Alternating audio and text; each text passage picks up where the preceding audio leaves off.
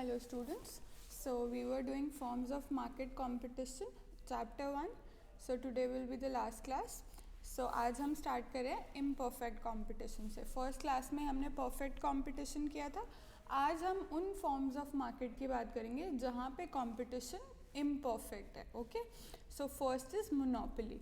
तो monopoly, before I discuss the features of monopoly, let's first understand कि अगर मैं मोनोपोली वर्ड यूज़ कर रही हूँ तो मोनोपोली वर्ड से आप क्या समझते हो.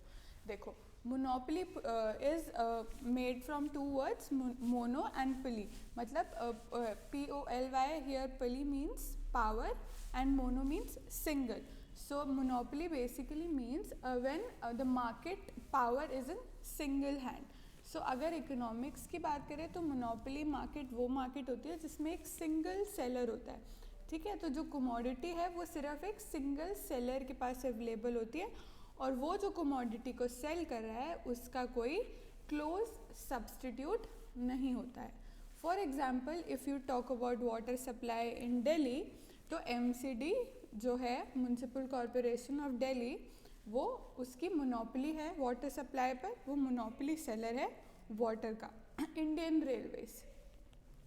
रेलवेज़ की over railways interstate railway travel, Indian railways की मोनोपोली है. So that is monopoly situation when there is only single seller selling a product that has no close substitute. अगर MCD is having monopoly over water supply, तो दिल्ली में कोई भी water या water के closest substitute को supply नहीं कर सकता. ठीक है. So that is monopoly. अब बात करते हैं मोनोपोली के फीचर्स की. ठीक है. What are the features of monopoly market, कि अगर कोई मार्केट मोनोपोली मार्केट है तो उसके क्या क्या फीचर्स होंगे. सो पहला फीचर तो most obvious, a single seller. तो मोनोपोली फॉर्म का सबसे बड़ा तो यही है फीचर कि there is a single seller. एक सिंगल मोनोपोलिस्ट सेलर होता है. He is selling a product that has no close substitute. So इसका क्या इम्प्लीकेशन होगा. इसका ये इम्प्लीकेशन होगा दैट सिंगल सेलर, जो मोनोपोलिस्ट सेलर है, मोनोपोलिस्ट प्रोड्यूसर है, the product he is selling, so he has control over the output of that product. He has complete control. तो जो मार्केट आउटपुट होगा वो मोनोपोलिस्ट सेलर डिसाइड करेगा कि market output कितना होगा. ठीक है. That is what is monopoly. Then बात करते हैं अगले फीचर की, नो क्लोज सब्सटीट्यूट्स. अब ऑब्वियसली जब मार्केट में एक सिंगल प्रोड्यूसर है, एक सिंगल सेलर है, तो वो जो प्रोडक्ट सेल कर रहा है उसका कोई क्लोज सब्सटीट्यूट भी अवेलेबल नहीं है. ठीक है. So there is no close substitute available. So जो मोनोपोलिस्ट प्रोड्यूसर है, जो सिंगल सेलर है मोनोपोली मार्केट में, जितना उसने प्रोड्यूस किया दैट बिकम्स मार्केट आउटपुट. ठीक है. Then next is barriers to entry. ये भी ऊपर वाले फीचर से ही आया है. Why there is only a single seller, because there are barriers to entry, there are restrictions on entering into the market. अब ये बैरियर्स जो हैं ये किसी भी फॉर्म में हो सकते हैं. वील डिस्कस दीज बैरियर्स थोड़ी देर में. So in monopoly market there are barriers to entry. Next is goal is profit maximisation. So ये जो मोनोपोलिस्ट सेलर है, इसका गोल है प्रॉफिट को मैक्सिमाइज करना. His goal is to maximise his profit. तो अब प्रॉफिट क्या होता है. Profit is total revenue minus total cost. So ये जो टोटल रेवेन्यू और टोटल कॉस्ट का डिफरेंस है, इस डिफरेंस को मोनोपोलिस्ट सेलर मैक्सिमाइज करना चाहता है. That is his goal. Okay. Then these are the features of monopoly. Single seller, सिर्फ एक सेलर होता है, वो जो आउटपुट प्रोड्यूस करता है that becomes the market output. Second, no close substitute. वो सिंगल सेलर जो भी प्रोडक्ट को प्रोड्यूस कर रहा है उस प्रोडक्ट का मार्केट में कोई क्लोज सब्सटीट्यूट नहीं होता है.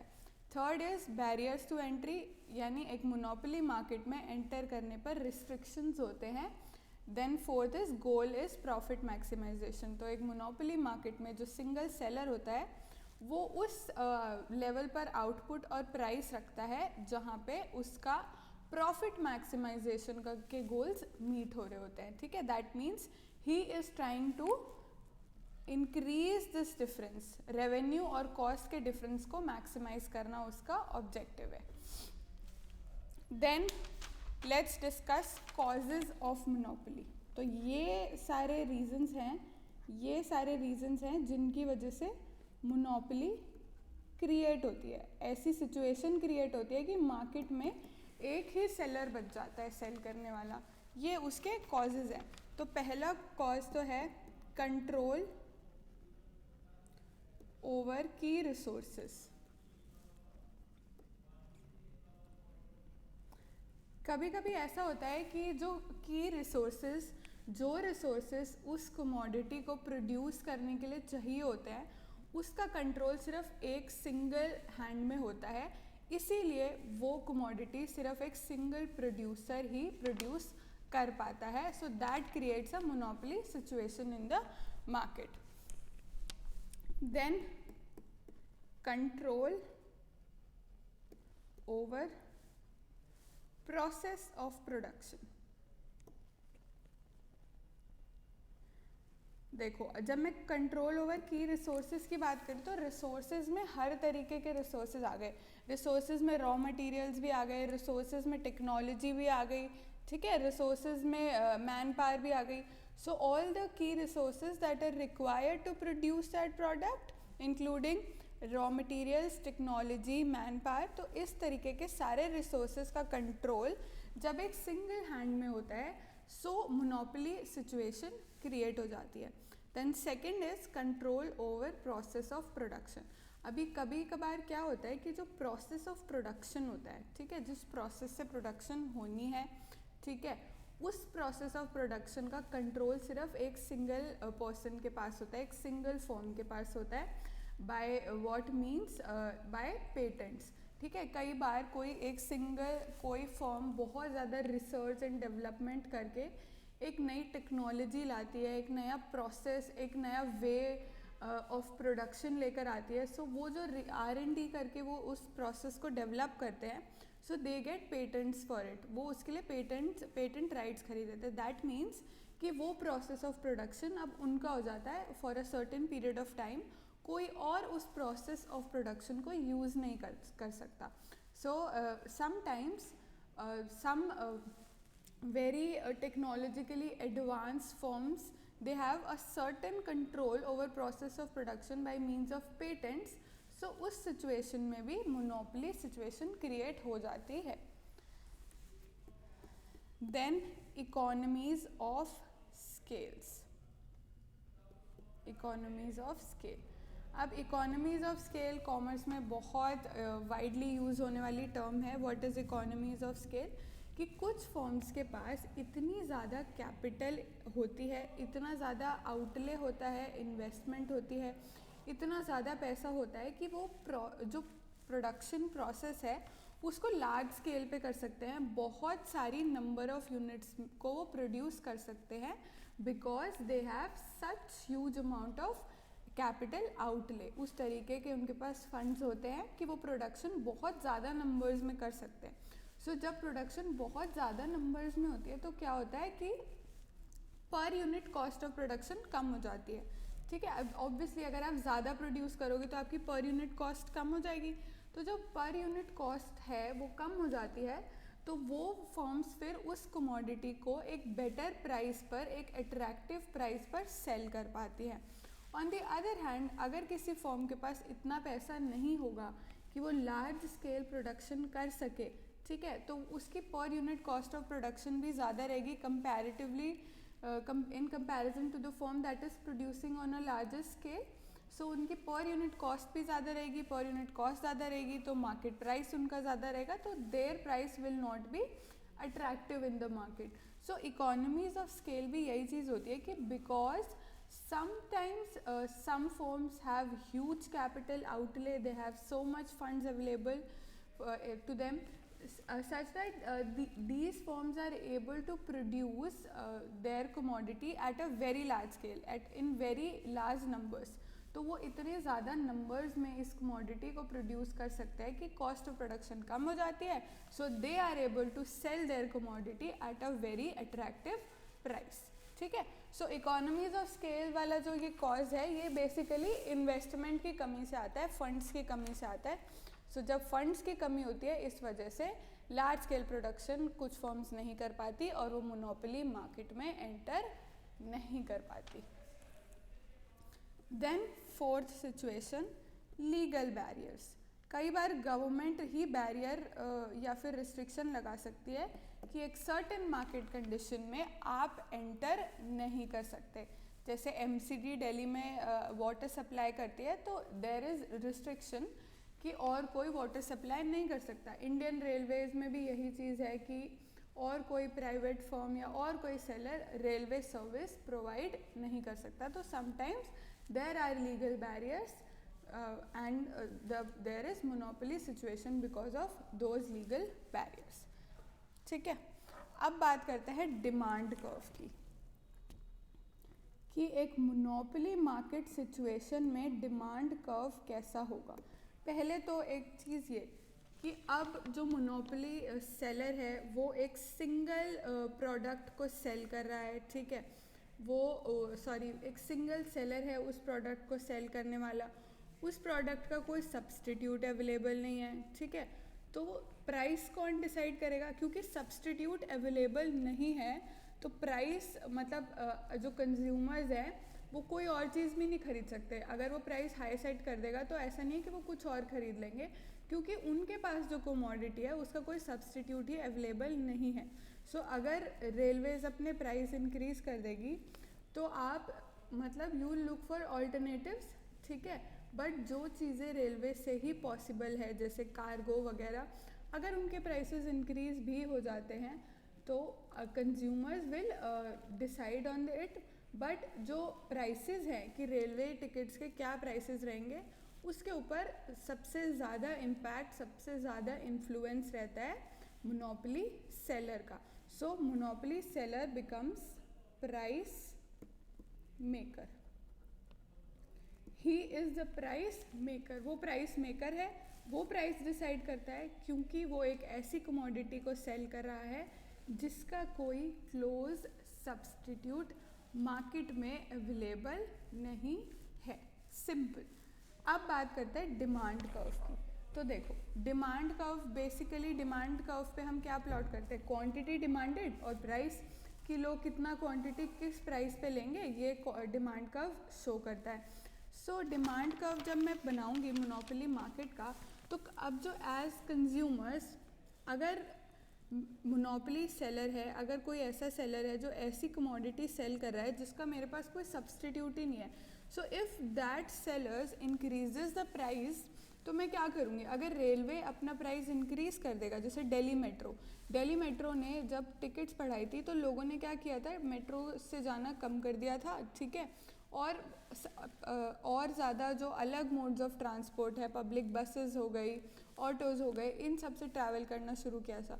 तो मोनोपोली सिचुएशन में जब जो सेलर होता है वो प्राइस को इंक्रीज़ करता है तो लोग कम डिमांड करते हैं. ठीक है. मेट्रो के में रश काफ़ी ज़्यादा कम हो गया था उस टाइम पे. So demand curve normal downward sloping demand curve बनेगा, because when the monopoly seller increases the price from P to P1, quantity demand falls from Q to Q1. People demand less at higher prices. Monopoly situation में भी. अब next discuss करते हैं. Next form of market है monopolistic competition. अब ये monopolistic competition में क्या होता है, देखो, मोनोपोलिस्टिक कंपटीशन की अगर मैं फ़ीचर की बात करूँ तो सबसे बड़ा फ़ीचर मोनोपोलिस्टिक कंपटीशन का होता है कि मोनोपोलिस्टिक कंपटीशन में जो सेलर्स होते हैं they are selling differentiated product, उनके जो प्रोडक्ट्स होते हैं वो सेम नीड्स को तो केटर करते हैं but they are not identical. जैसे आपके टूथपेस्ट हो गए, अब टूथपेस्ट जो है वो सेम नीड को सेटिस्फाई करते हैं, क्लीनिंग योर टीथ, ठीक है, but the products, the toothpaste that are available in the market, they are not identical to each other, वो एक दूसरे के आइडेंटिकल बिल्कुल भी नहीं है, ठीक है।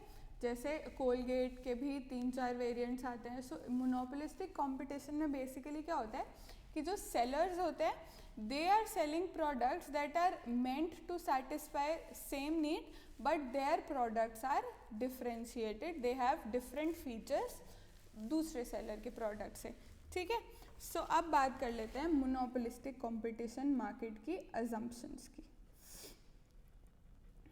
तो अजम्पशंस में क्या होगा, there are large number of buyers and sellers. आपकी मोनोपोलिस्टिक कंपटीशन में large number of buyers and sellers होते हैं, ठीक है।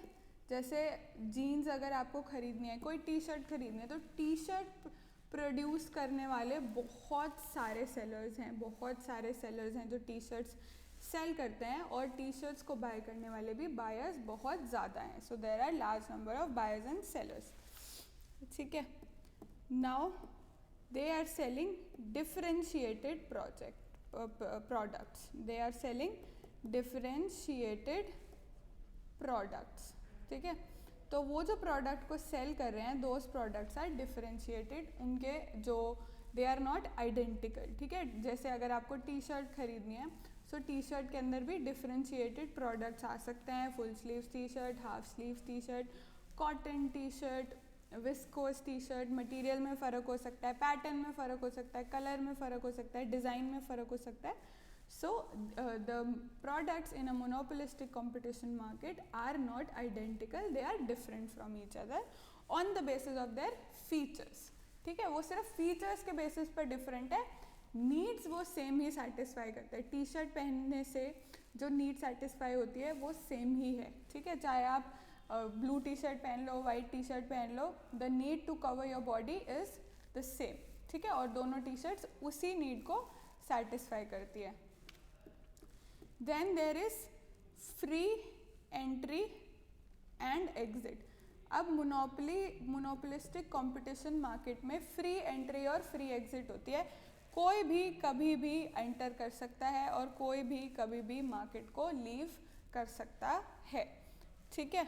अब बात करते हैं फर्म्स के गोल की। तो फर्म्स का गोल होता है प्रॉफिट मैक्सिमाइजेशन, प्रॉफिट को मैक्सिमाइज करना फर्म्स का गोल होता है, ठीक है। They are working toward this goal, short run में भी यही गोल होता है और लॉन्ग रन में भी यही गोल होता है। देन स्ट्रॉन्ग, ये बहुत इंपॉर्टेंट फीचर है, स्ट्रॉन्ग नॉन प्राइस कंपटीशन। अब जो मोनोपोलिस्टिक मार्केट होती है इसके अंदर नॉन प्राइस कंपटीशन बहुत ज़्यादा स्ट्रॉन्ग होता है, मतलब प्राइस पर इतना compete नहीं करते, नॉन प्राइस कंपटीशन बहुत ज़्यादा स्ट्रॉन्ग होता है। नॉन प्राइस कंपटीशन मतलब प्राइस के अलावा चीज़ों पर compete करना, जैसे एडवर्टाइजिंग, ठीक है, जैसे giving discounts, giving offers, offering one extra product, offering 20% discount और सेल्स। सो इस टाइप के नॉन प्राइस इंसेंटिव्स बहुत ज़्यादा ऑफर किए जाते हैं, तो नॉन प्राइस कंपटीशन बहुत ज़्यादा होता है, ठीक है। सो एक और कंक्लूजन जो मैं इस से बोल सकती हूँ कि मोनोपोलिस्टिक मार्केट में cross price elasticities are high, very important. Monopolistic market में क्रॉस प्राइस इलास्टिसिटीज हाई होती हैं, ठीक है। हाई इसीलिए होती हैं क्योंकि सेम नीड को सेटिस्फाई करने के लिए बहुत सारे प्रोडक्ट्स अवेलेबल होते हैं। सो एक प्रोडक्ट से cross price elasticity, you remember the responsiveness of demand to change in the related product के प्राइस में जब चेंज आता है, so cross price elasticity monopolistic competition में हाई होती है क्योंकि बहुत सारे सब्सटीट्यूट्स अवेलेबल होते हैं उसी सेम नीड को सेटिस्फाई करने के लिए। सो कंज्यूमर्स कीप शिफ्टिंग, तो कंज्यूमर जब प्राइसेस में चेंज आते हैं तो दूसरे प्रोडक्ट पे शिफ्ट करते रहता है, because there are large number of substitutes available for the consumers. अब बात कर लेते हैं डिमांड कर्व की, ठीक है। अब डिमांड कर्व में क्या होता है, अब मोनोपोलिस्टिक कंपटीशन मार्केट में demand curve is downward sloping. जैसा downward sloping demand curve monopoly में होता है ऐसा ही इसमें होता है, क्योंकि अगर कोई भी प्रोडक्ट की प्राइस राइज करती है तो people react to it and they reduce the quantity consume. अगर नेस्कैफ़े की कॉफ़ी एक्सपेंसिव हो जाएगी, नेस्कैफ़े अपना प्रोडक्शन अपना प्राइस बढ़ा देगा, तो आप क्या करोगे, you will react to it और आप नेस्कैफ़े की क्वांटिटी डिमांड को रिड्यूस कर दोगे। सो मोनोपोलिस्टिक कंपटीशन में the demand curve is downward sloping. That is all you need to know from exam point of view monopolistic competition के बारे में। Last topic for today is oligopoly, ठीक है। Before I discuss the oligopoly features, मैं oligopoly market को दो types में divide करना चाहती हूँ। First is collusive oligopoly and second is non collusive. देखो, ओलिगोपोली में क्या होता है कि मार्केट के अंदर सिर्फ फ्यू डोमिनेंट सेलर्स होते हैं, सिर्फ कुछ ही सेलर्स मार्केट में होते हैं and they are very dominant, ठीक है। उनके पास उनका जो मार्केट शेयर होता है वो बहुत ज़्यादा होता है, उनके पास रिसोर्सेज बहुत होते हैं, उनका मार्केट पे इन्फ्लुएंस इम्पैक्ट बहुत ज़्यादा होता है। So that is oligopoly market, ठीक है। अब ओलिगोपोली दो तरीके की होते हैं, कोल्यूसिव और नॉन कोल्यूसिव। तो कोल्यूसिव ओलिगोपोली ये होती है कि जो मार्केट में फ्यू डोमिनेंट सेलर्स हैं वो एक दूसरे के साथ एक ग्रुप बना लेते हैं, कार्टेल बना लेते हैं। अब कि वो लोग प्राइस और आउटपुट पे कोऑर्डिनेशन बना के रखेंगे, ठीक है, कि वो जो प्राइस पे प्रोडक्ट को सेल कर रहे हैं और जितना आउटपुट मार्केट में दे रहे हैं उस पर उनका कोऑर्डिनेशन रहता है। Like your OP petroleum cartels जो सऊदी अरेबियन कंट्रीज़ में बने हुए हैं, लाइक योर सीपेक। सो ये सारे जो कार्टल्स हैं, these countries they have formed a cartel कि वो जो ऑयल सप्लाई है उसको किस प्राइस पर और कितना आउटपुट मार्केट में इंड्यूस करेंगे, इसके ऊपर वो एक कोऑर्डिनेशन बना लेते हैं। Now this is only a group, ये लोग सब मिलके एक कंपनी नहीं बन जाते, बस ये लोग डिसाइड कर लेते हैं कि अब हम मार्केट में कोऑर्डिनेशन के साथ काम करेंगे। That is your collusive oligopoly. Non collusive oligopoly होते हैं जिसमें जो ये फ्यू डोमिनेंट सेलर्स होते हैं मार्केट में, ये अपने डिसीजंस अपने हिसाब से लेते हैं, अपने हिसाब से डिसाइड करते हैं। जो इनका कॉम्पिटिटर है उनके साथ इनका कोई कांटेक्ट नहीं होता, उनके साथ कोई कोऑर्डिनेशन नहीं होती। सो ये अपने प्राइसेस और अपने आउटपुट अपने हिसाब से डिसाइड करते हैं and they do not coordinate with their competitors in the market. That is basically collusive और नॉन कोल्यूसिव। अब बात कर लेते हैं ओलिगोपोली के फीचर्स की। So when I am talking about features, तो first feature is few dominant firms, ठीक है। अब ओलिगोपोली का इंडिया में अगर मैं एग्जांपल देखूं तो you can say airline services. Airline services, there are only 3 or 4 airline services in Indian aviation market. Indian aviation industry में सिर्फ 3 या 4 एयरलाइन सर्विस प्रोवाइडर्स हैं, ठीक है। So that is oligopoly, there are only few dominant firms, सिर्फ कुछ ही dominant firms हैं जो मार्केट में है और वो जो मार्केट आउटपुट है उसका एक सिग्निफिकेंट पोर्शन प्रोड्यूस कर रही हैं। ऑब्वियसली अगर थोड़ी ही फर्म्स हैं और each of these firms are dominant, ठीक है, ये सारी ही फर्म्स काफ़ी डोमिनेंट है। ऐसा नहीं है कि मार्केट में अगर 4 फर्म्स हैं तो 2 जो हैं वो बहुत ज़्यादा डोमिनेंट है, बहुत ज़्यादा बड़ी फर्म्स हैं और 2 बहुत छोटी हैं। All of these firms are very dominant, they are producing a significant market output. Then mutual interdependence. अब इन फॉर्म्स के बीच में एक इंटरडिपेंडेंस है। ऑब्वियसली अगर मार्केट के अंदर कुछ ही फॉर्म्स हैं तो उनकी इंटरडिपेंडेंस तो होगी। अगर आपका कंपेटिटर प्राइस डाउन कर रहा है तो आपको प्राइस डाउन करना ही पड़ेगा। So even if they decide to coordinate or they do not decide to coordinate, उनकी म्यूचुअल इंटरडिपेंडेंस एक दूसरे पर रहती है because there are only few sellers in the market, ठीक है। Then there are barriers to entry, obviously there are barriers to entry. अब वो किसी भी फॉर्म में हो सकते हैं। ओलिगोपोली सिचुएशंस में लीगल बैरियर्स तो generally can not be the reason, because अगर लीगल बैरियर्स होते तो ये 3-4 फॉर्म्स भी नहीं होती। लीगल बैरियर्स नहीं होते। मोस्टली ओलिगोपोली सिचुएशन में जो बैरियर टू एंट्री होता है वो होता है ह्यूज कैपिटल इन्वेस्टमेंट।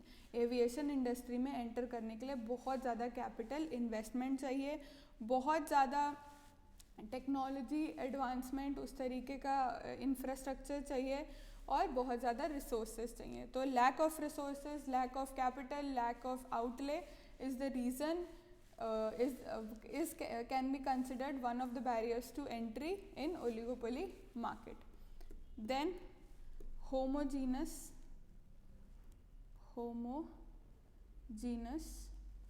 और differentiated product। अब ये जो ओलिगोपोली मार्केट में जो प्रोडक्ट्स ऑफर करे जाते हैं फ्यू डोमिनेंट फॉर्म्स के, ये होमोजीनस भी हो सकते हैं और ये डिफरेंशिएटेड भी हो सकते हैं। जैसे एयरलाइन सर्विस इंडस्ट्री में जो प्रोडक्ट ऑफर हो रहा है, you can call it homogeneous, क्योंकि that is an airline ticket. Airline ticket mostly can be considered homogeneous, ठीक है, आइडेंटिकल प्रोडक्ट है। लाइक योर पेट्रोलियम कार्टल्स जो होते हैं उनका भी प्रोडक्ट होमोजीनस है, they are providing crude oils, ठीक है। So that is all about features of oligopoly. अब मेरे को एक और चीज़ डिस्कस करनी है, last thing for today, that is factors causing oligopoly. कि ओलिगोपोली कैसे क्रिएट होती है, ऐसा कैसे हो जाता है कि किसी भी इंडस्ट्री में सिर्फ कुछ ही डोमिनेंट फॉर्म्स हो। पहला रीज़न है investment. Huge capital investment is required, so lack of investment की वजह से भी ओलिगोपोली मार्केट सिचुएशन क्रिएट हो जाती है। Then second is cost advantage. कभी कभी कुछ फॉर्म्स के पास कॉस्ट एडवांटेज होता है, ठीक है।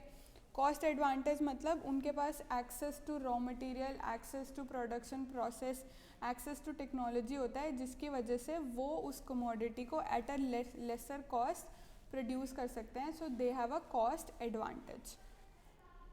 Then mergers can be one of the factors, ठीक है, कि मर्जर्स की वजह से भी ओलिगोपोली सिचुएशन क्रिएट हो सकती है कि बहुत सारी फॉर्म्स मर्ज कर गई। जैसे अब अगर आप टेलीकम्युनिकेशन सर्विस प्रोवाइडर की बात करोगे तो पहले बहुत सारी कंपनीज होती थी, Hutch, Uninor, Tata Docomo, Airtel, Vodafone, Idea, then your Jio, Reliance communication which is now Jio. तो बहुत सारी कंपनीज होती थी। अब धीरे धीरे करके you can call it an oligopoly, क्योंकि सिर्फ 3 मेन सर्विस प्रोवाइडर कंपनीज रह गई हैं। तो मर्जर, ये जो वोडाफोन और आइडिया के बीच में मर्जर हुआ, इसकी वजह से भी ओलिगोपोली सिचुएशन क्रिएट हो गई कि सिर्फ 3 मेजर फर्म्स ही हैं who are providing telecommunication services in our country. And the last factor is economies of scale, क्योंकि इनके पास इतनी ज़्यादा एक्सेस टू रॉ मटेरियल, इतना ज़्यादा इन्वेस्टमेंट आउटले होता है कि ये प्रोडक्शन को एक लार्ज स्केल पर कर सकते हैं। तो इनका पर यूनिट कॉस्ट ऑफ प्रोडक्शन बहुत ज़्यादा कम आता है। So they are able to provide their product at a very economical price in the market. Their prices are very attractive, क्योंकि इनका पर यूनिट कॉस्ट कम है। पर यूनिट कॉस्ट कम क्यों है? क्योंकि इन्होंने लार्ज स्केल पे प्रोडक्शन करी है, इस वजह से पर यूनिट कॉस्ट कम है, तो इनका मार्केट प्राइस भी कम है। So these are the factors that create an oligopoly situation in the market. Now what about the demand curve? देखो, demand curve can not be determined. अब डिमांड कर्व डिटर्मिन्ड इसीलिए नहीं हो सकता क्योंकि प्राइसेस के ऊपर और आउटपुट के ऊपर फॉर्म्स कैन नॉट डिसाइड, ठीक है। एक फॉर्म जो है वो प्राइसेस और आउटपुट के ऊपर डिसीजन नहीं ले सकती, उसकी एक डिपेंडेंस होती है कि दूसरी फॉर्म जो उसकी कंपेटिटर फॉर्म है वो कैसे रिएक्ट करेगी, फिर वो प्राइस डिसाइड करेगी। देन दैट फॉर्म वो फिर अगर वो प्राइस चेंज करेगी तो फिर से प्राइसेस चेंज होते रहते हैं। तो प्राइसेस और आउटपुट दोनों इनडिटर्मिनेंट होते हैं, they can not be determined.